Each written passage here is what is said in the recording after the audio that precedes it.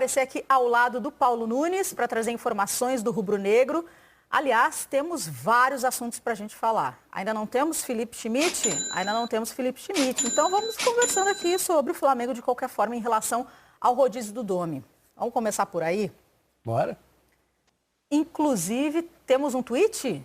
Temos um tweet? Temos um GE.globo, a produção está falando aqui para a gente. Inclusive, a matéria do Felipe Schmidt, que eu li antes de entrar no ar, e do Fred Uber também. Ciclos, alimentação e controle da minutagem. Os conceitos por trás do rodízio de Dome no Flamengo. Eu anotei os destaques dessa reportagem. Ao todo, o Dome já utilizou 26 jogadores nas 8 primeiras rodadas do Campeonato Brasileiro. E apenas 3 estiveram em campo em todas elas. William Arão, Rodrigo Caio e Everton Ribeiro. E o zagueiro, no caso do Rodrigo Caio, é o único que foi titular em todas as partidas. Queria te ouvir sobre esse rodízio que está sendo muito questionado, falado, comentado nas redes sociais por torcedores e jornalistas também. Desde que se associou ao Guardiola para ser treinador, né, adjunto, digamos assim, como eles falam lá fora, o Dome tem um trabalho autoral, né, que é o do New York City, mas ele tem anos e anos de pensamento dentro de uma comissão técnica com o Guardiola. Barcelona, Bayern, City, enfim. E essa é a realidade que ele está inserido há muito tempo. Em cenários que são muito menos complicados de ser administrado que o que a gente enfrenta no futebol brasileiro. No último ano, por N razões, a gente pode falar de uma dificuldade no primeiro momento quando precisou mexer muito nos jogadores, por um elenco não tão vasto, por um ano de um ajuste muito fino e muito fora da curva. O trabalho do Jesus acabou dando a impressão de que no Brasil é muito cômodo fazer um trabalho com 11 titulares, rodada após rodada. E talvez tenha passado a impressão errada, porque o Flamengo perdia determinados jogadores em algumas partidas. Não porque ele quisesse deixar de fora descansando, mas porque era natural pelo desgaste, por alguma lesão um pouco mais pesada, o caso do Felipe Luiz, do Arrascaeta, enfim. A reta final de ano do Flamengo foi pesada pelo que foi uma sequência de jogos para os seus principais atletas. O elenco desse ano é muito mais numeroso em quantidade e qualidade de opções.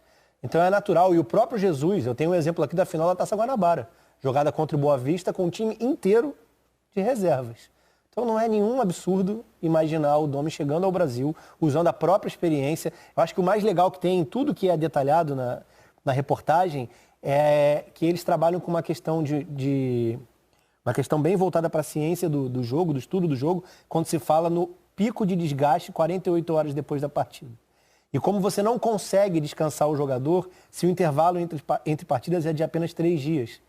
Porque 48 horas indicaria que você está tirando o cara do treino na véspera do jogo seguinte. Rafa, vou aproveitar e colocar agora o Felipe Schmidt, que é autor, um dos autores dessa reportagem que a gente está comentando. Paulo Nunes está sério, né? Ali, está focado. Seja bem-vindo, Felipe. A gente estava comentando sobre a tua reportagem e quero que você também entre no papo e traga informações sobre o rubro-negro. E primeiro, boa noite, claro. Boa noite, Karina. Boa noite, Rafa. Boa noite, Paulo. É um debate bom, um debate que tem mexido muito com a torcida do Flamengo sobre o rodízio. O que a gente tentou trazer na matéria são os motivos, né? Mais a parte teórica de por que o Dome tem apostado nesse rodízio, e aí tem várias questões técnicas, táticas, fisiológicas, isso nesse conjunto faz com que ele mexa no time. A tendência é que no jogo de amanhã contra o Fluminense esse rodízio continue, né? Então, a grande expectativa é ver se o Gabigol volta a ser titular, depois de ficar no banco contra o Fortaleza, e ver quais outros jogadores podem ser ocupados, né? Lembrando que esse jogo contra o Fluminense, o intervalo foi de 4 dias. Então, deu para o Flamengo ter essa folga, né? O que faz a gente imaginar que não seja necessário se mexer tanto no time, poupar tantos jogadores. Seja um rodízio um pouco menor para esse clássico. Vou colocar o Paulo Nunes nessa conversa, porque no último jogo, esse rodízio também acabou gerando um burburinho. O Gabriel entrou primeiro no banco, né? Depois acabou entrando no segundo tempo, fez o gol, saiu ali um pouco, digamos, nervoso ali, rolou um... Mas não foi com Dome, não. Eu também acho que não foi com Dome, mas... Comemorou um gol com o treinador. Exatamente. Aí no final do jogo saiu irritado. Exatamente. Ele só não queria fazer o treinamento com os reservas que não participaram do jogo. Mas tem uma coisa interessante que eu quero perguntar para Paulo Nunes. A ideia do Domi, com esse rodízio, seria ter todos os atletas em boas condições na fase final da temporada. Até eu recuperei uma parte aqui da reportagem do Felipe e do Fred, em que eles citaram em relação ao Jorge Jesus lá na final do Mundial. Olha só, vou ler para vocês. O Jorge Jesus lamentou após o final do Mundial de Clubes contra o Liverpool. Conseguimos controlar ao máximo aquela equipe do Liverpool, ele falando, sabendo que uma equipe tinha 80 jogos e a outra 27. Se nós tivéssemos 27 e eles 80, seríamos nós os campeões do mundo, disse o Mister na época. Então, o objetivo é ter todos os jogadores em boas condições físicas na parte decisiva da temporada. Então, por isso que esse rodízio faz sentido, de certa forma, Paulo. Só que para o jogador quer estar no time titular. E aqui no Brasil, essa cultura a gente tem de ver time titular, não rodízio. Como é que fica isso na cabeça do jogador? Vamos por partes, né? Eu trabalhei nesse jogo, né, do Flamengo no Maracanã com Fortaleza e tenho a mesma percepção que o Rafa teve. Ele não brigou com o treinador ali. Ali foi um momento em que, normalmente, quando você entra no intervalo ou no segundo tempo da partida, os jogadores eles treinam pós-jogo. É um complemento de um trabalho que se faz. Isso é sempre. Não foi nesse jogo, são todos os jogos. Então ali ele demonstrou que ele não queria fazer o trabalho. Que é errado, óbvio que é errado. Mas aí a gente tem que... porque eu escuto muita coisa, as pessoas falando, mas jogador sai de biquinho, jogador sai nervosinho. Aí a gente reclamava, a gente que eu falo, a nós da imprensa, o Rafa vai lembrar que em 2017, 2018, a gente reclamava muito que os jogadores do Flamengo não sentiam derrota. Saía, entrava, os jogadores saíam da mesma maneira, com o cabelinho arrumado, e era cobrado muito em relação a isso, né? Os jogadores do Flamengo não sentem a derrota, não sentem sair de uma classificação. E agora, quando o jogador se mostra, né, querendo jogar, querendo participar, né, de um jogo, de uma temporada, jogar mais jogos, aí reclamam também. Tem que decidir. Ou reclama ou não reclama, porque o jogador também não pode ficar imaginando coisas. Em relação ao rodízio, Karine, o treinador tem todo o direito de fazer esse rodízio. Né? Ele vem dessa filosofia de trabalho já. Volto a repetir, ele está praticamente 1 ano como treinador, 1 ano e meio. Né? Ele era auxiliar, é diferente, é muito diferente de você ser auxiliar e treinador, porque você tem que tomar as decisões, e nessas decisões você tem que assumir e depois gerir esse grupo. E gerir um grupo como o Flamengo é difícil, porque são jogadores que no ano de 2019 deram tudo.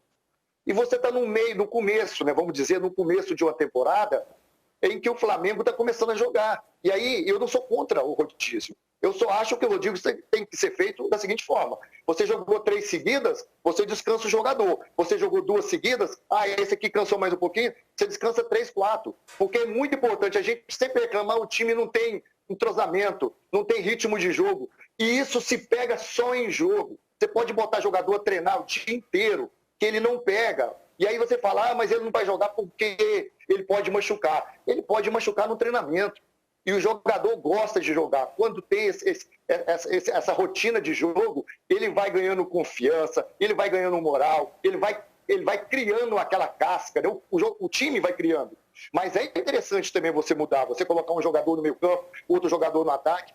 Isso é interessante. Agora, quando você tem uma mudança radical, aí eu sou um atacante. Esse jogo passado eu joguei, fui bem, dei um passe pro gol, fiz 2 gols. No outro jogo eu estou no banco, mesmo eu ter jogado só uma partida, é uma opinião minha. Eu sou uma coisa, eu não sou dono da verdade, as verdades não são absolutas, mas eu acho que para um grupo nesse momento, eu acho que o treinador ele tem que ter esse discernimento, pegar o jeito e conquistar todos os jogadores. É óbvio isso. Então ele pode tirar proveito.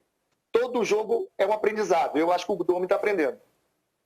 Sim, até porque faz pouco tempo que ele chegou. E eu acho mais legal que ele está aprendendo português também. Então já mostra que ele realmente quer ter o time na mão. Ele quer, sim, mostrar que está junto com a galera ali, nessa convivência. Isso faz parte, pegar essa intimidade também com os jogadores para poder conversar. Isso tudo nos bastidores. O Paulo Nunes, com certeza, pode dividir com a gente depois também mais experiência em relação a isso. Porque essa proximidade, que nem a gente viu ali abraçando o Gabigol, essa parceria ajuda muito dentro de campo. Talvez ele seja comedido demais, assim. Se a gente faz um paralelo, é o que eu acho. O maior desafio do trabalho do Domi é a comparação ao Flamengo do Jesus. Não é a comparação ao que se faz no futebol brasileiro. O Flamengo vai brigar pelo título brasileiro, tem uma sobra técnica absurda. Os jogadores cedo ou tarde vão se desenvolver, mesmo que seja pelo acúmulo de jogos, como o Paulo está falando, o ritmo, o entrosamento, a coordenação, ela também vai vir desses momentos, desses jogos seguidos.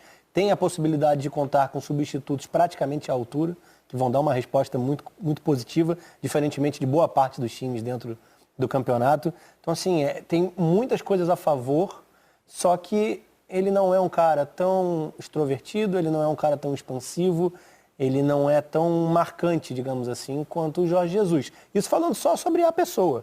Não estou falando de meteorologia, a questão de treinamento, o que pensa de futebol, nada disso. E acho que isso já causa uma ruptura. O primeiro ponto. Você vai comparar um e outro, o Jesus. Eu acho que isso é irrelevante, para falar a verdade. Jesus o trabalho pode embora. ser extremamente competitivo, o Flamengo pode ter uma equipe... Quando a gente fala em números, e sim, são frios e acho que não tem que ser colocados em pauta, mas a ideia é de que os primeiros jogos do Domi têm uma vantagem com relação a resultados se comparados aos primeiros jogos do Jesus. Então eu acho que tem muito burburinho em cima de um trabalho que assim, é muito incipiente, está muito no início, de um cara que tem ideias ótimas de futebol e que vai tentar aplicar isso num contexto que tem algum enfrentamento, tem alguma resistência a essas ideias. Ao jogo de posição, que não é tão usual, a questão do rodízio, que não é tão usual. E assim, não é um rodízio, ele não está trocando 7, 8, 9 jogadores por jogo. A escalação contra o Atlético Goianiense foi impactante, digamos assim. Mas não pelo número de trocas, e sim por algumas funções Exato. de determinados jogadores. O Rodrigo cai na lateral direita, por exemplo. Mas eu acho que ele está num caminho extremamente confortável do ponto de vista do trabalho dele. E toda essa questão excede o trabalho. Na verdade, é de fora para dentro. E acho que o Flamengo tem que ter tranquilidade para tocar o que é o momento do Domi nessa transição ainda, para afirmar 100% do que ele acredita. Está com o dedinho levantado aí, Paulo. O Rafa tocou num ponto aí muito perfeito. Eu acho que no momento desse, cara, eu repito, ele tem todo o direito de fazer as mudanças necessárias que ele acha, mas eu acho que isso é muito importante quando o treinador chega ao jogador. Conversa com o jogador, explica para ele. Eu não estou dizendo, eu não sei se ele explicou ou não para o Gabigol ou para outro jogador, não estou dizendo especificamente do Gabigol, do Gabriel, porque isso que é gerir o grupo, isso que é gerir. Quando eu digo que o treinador ele precisa ter esse tempo de trabalho, é por isso, porque não é só fazer o trabalho tático específico, cronológico, e não estar dentro do vestiário e não saber identificar o momento que o jogador está diferente, o momento que o outro está sentindo alguma situação diferente. Por isso que eu digo que é muito importante, você ser treinador e não ser só auxiliar, porque é nesses momentos que você toma essas atitudes. E aí quando ele entra, e aí que vem um ponto muito interessante a respeito disso, é que quando ele entra numa entrevista e diz que o Gabigol saiu por condição técnica, não foi poupado. Ele deixou bem claro na entrevista dele. E aí ele bate com o jogador. Entendeu? Ele poderia ter falado isso com o Gabigol, poderia ter conversado, estou entrando de Pedro aqui porque eu achei mais interessante, e é por opção técnica. Quando você fala opção técnica, o jogador, o que está jogando, está melhor tecnicamente que o que saiu. Isso é óbvio. Então não foi ser poupado, foi uma opção que o treinador teve. Hashtag troca de passes, o Nicolas Barros, Felipe Schmidt, colocou o seguinte: acham que agora o Gabigol começa como titular? Vamos passar a provável escalação? Nosso famoso campinho aqui no Troca de Passes?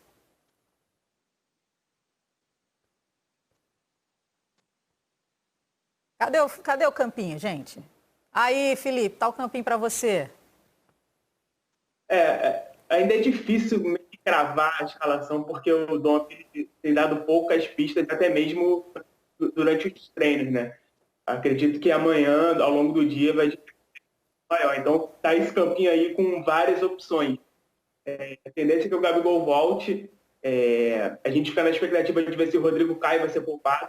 E pela lista de minutagem, o Rodrigo é o que mais jogou, né? O que tem mais minutos nesse Campeonato Brasileiro com o Domi. Então, como ele faz muito esse controle de minutos, talvez o Rodrigo seja poupado. O Isla, que vinha de uma inatividade muito grande, iria para o terceiro jogo como seguido, então talvez também possa ser poupado. E, assim, é mais uma projeção do que qualquer coisa, porque o Domi só no dia mesmo que a gente tem uma ideia mais clara do que ele vai fazer. E só para completar também um pouco o que vocês estavam falando, que o Paulo falou, que o Rafa falou, acho que tem muita questão do convencimento dos jogadores. E isso o Rodrigo Caio conversou com a gente do GE, do podcast que a gente faz, o GE Fla. Ele falou, era até um outro contexto, era uma conversa mais sobre tática. Ele falava que o sucesso de um novo treinador passa muito pelo convencimento de dos jogadores, né? Aquela questão de jogar em linha alta e tudo mais, que o Jesus fez com esse time, conseguiu convencer. E o Domi ele também tem esse desafio, esse convencimento dos jogadores, fazer com que eles comprem a ideia. Não só nessa questão tática, mas também nessa questão do rodízio, que é o que a gente está analisando hoje. Felipe Schmidt, enquanto você estava falando aqui na nossa hashtag Troca de Passes, eu vou ter que colocar isso para o Rafa. Eu achei interessante. O Sandro Mota colocou para a gente, já mandou 2 mensagens, inclusive.